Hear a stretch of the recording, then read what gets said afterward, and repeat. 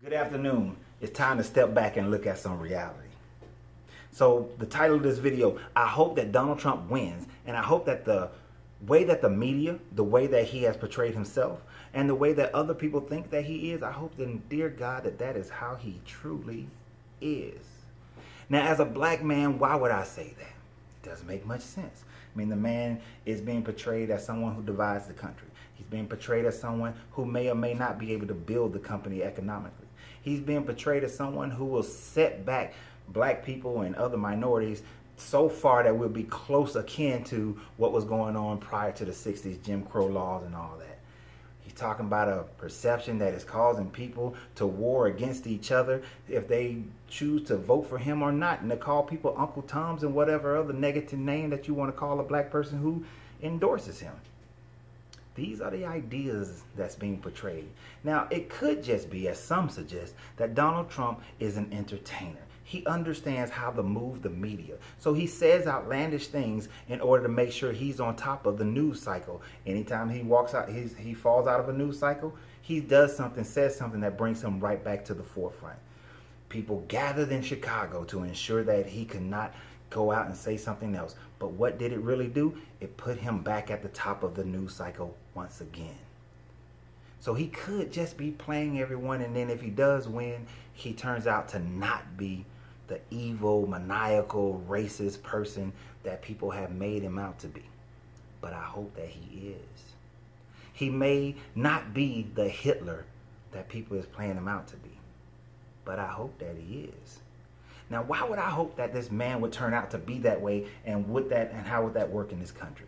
Well, even if he did turn out to be that way, it is not like the president has the ability to really control the lives of people to the degree that people are giving the president power within their lives, because he just simply doesn't. If you look at your life now as it was 8 years ago before Obama came into play, you will see that the majority of things that have occurred in your life, good or bad, has been because of decisions that you have made.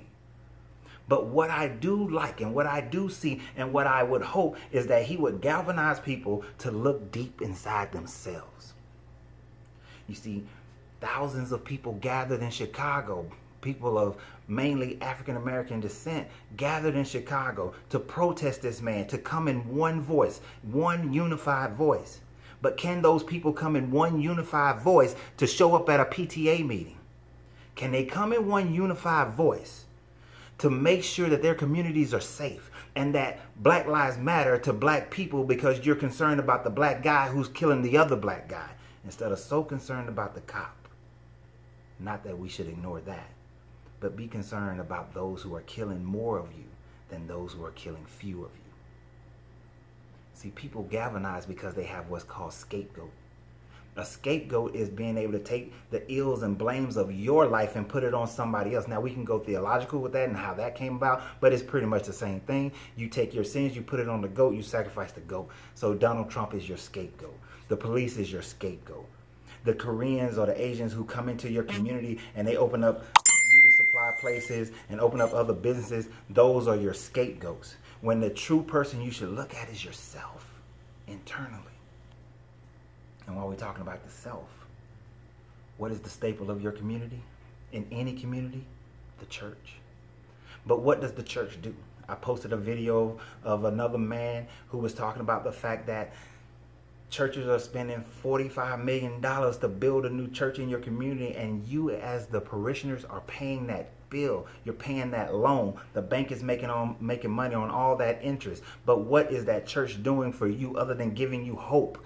Is it building a grocery store? Is it building a school? Is it supporting the businesses of the parishioners who go there? Is it helping the construction companies that are going to that church? Is it helping anyone within that church that's not in the inner circle of the pastor and his other associate pastors, the deacons and all the other people? Is the regular person who goes to that church, are they being supported by that church? Is the local schools being supported by that church? That's the question. Because until that happens, you're just making a bank richer who has nothing to do with your community, nor do they care about your community. You see, I hope Donald Trump wins.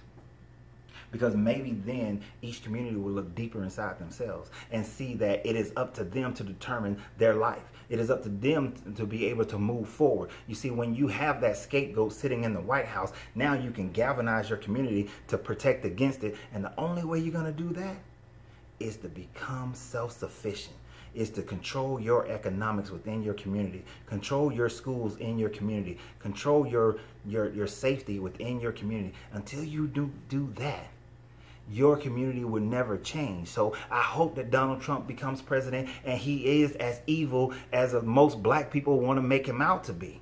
Because if he's not, then it will be business as usual. If he's not a Hitler in American form, then people will continue to live their lives and they will continue to let their neighborhoods degrade. They will continue to let their schools degrade. The unemployment for a young black male will continue to be over 50%. Why? Because now that you went through the election cycle and now he's president and you didn't leave the country because you're not, then you will sit back and just complain and allow him to still be your scapegoat, but yet not do anything for yourself. You see, sometimes you got to feel a certain amount of pain before you change your life. So Donald Trump, please become president. And Donald Trump, please be as evil as people are trying to make you out to be. I hope that you are. You're probably not, but I hope that you are. So like I said, this is a step into the reality, because my greatness is non-negotiable, and so is yours. You just got to wake up to see it.